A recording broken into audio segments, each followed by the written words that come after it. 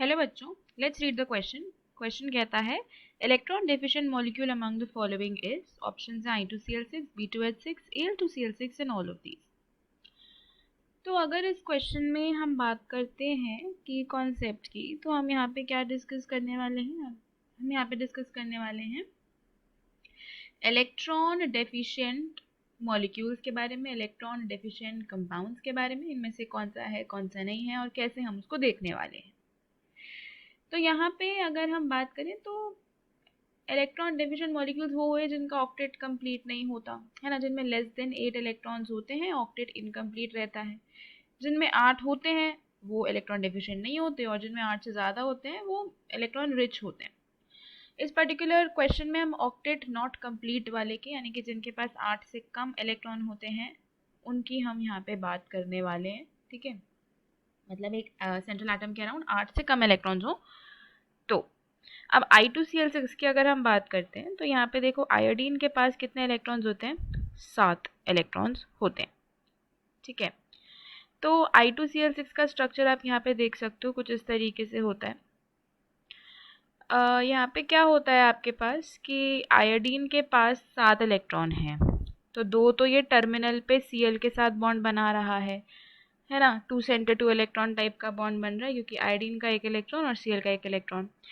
लेकिन जो यहाँ पे ब्रिज वाला बॉन्ड बनता है, वहाँ पे Cl अपना इलेक्ट्रॉन पे डोनेट कर देता है आयोडीन को, क्योंकि आयोडीन के पास वेकेंट ऑर्बिटल्स प्रेजेंट हैं, बहुत बड़ा एटम है, वेकेंट ऑर्बिटल्स हैं, तो यहाँ पे कोऑर्डिनेट बॉन्ड की फॉर्मेशन हो जाती है Cl से I की तरफ। ठीक है, तो ऊपर वाला Cl I को देता है, नीचे वाला Cl भी एक बॉन्ड कोऑर्डिनेट बॉन्ड बनाता है I के साथ, और आयोडीन के पास 2 लोन पेयर्स बच जाते हैं।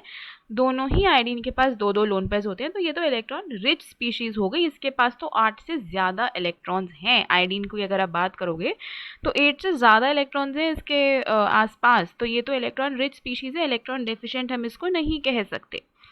राइट, तो यहाँ पे इस तरीके की बॉन्डिंग होती है आपके पास।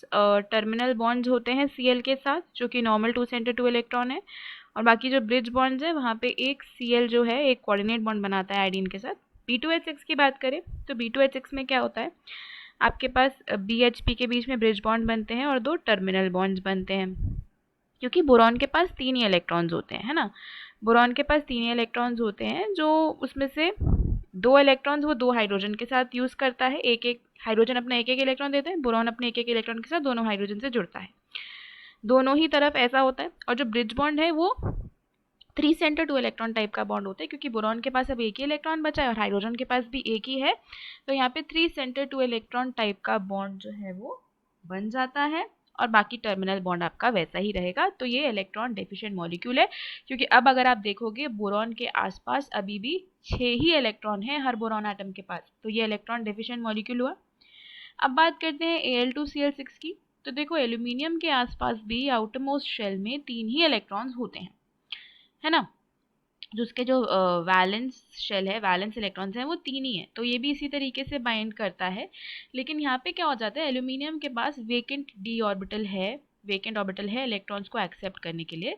तो देखो 2 तो टर्मिनल के जो बनते हैं वो तो वैसे ही बन जाते हैं Cl के जैसे बाकी केसेस में बन रहे थे, लेकिन जो ब्रिज वाला बनता है उसमें एक Cl जो है वो अपना इलेक्ट्रॉन पेयर डोनेट कर देता है एल्यूमिनियम को, क्योंकि एल्यूमिनियम के पास वेकेंट ऑर्बिटल हैं, बोरॉन के पास ऐसा नहीं था।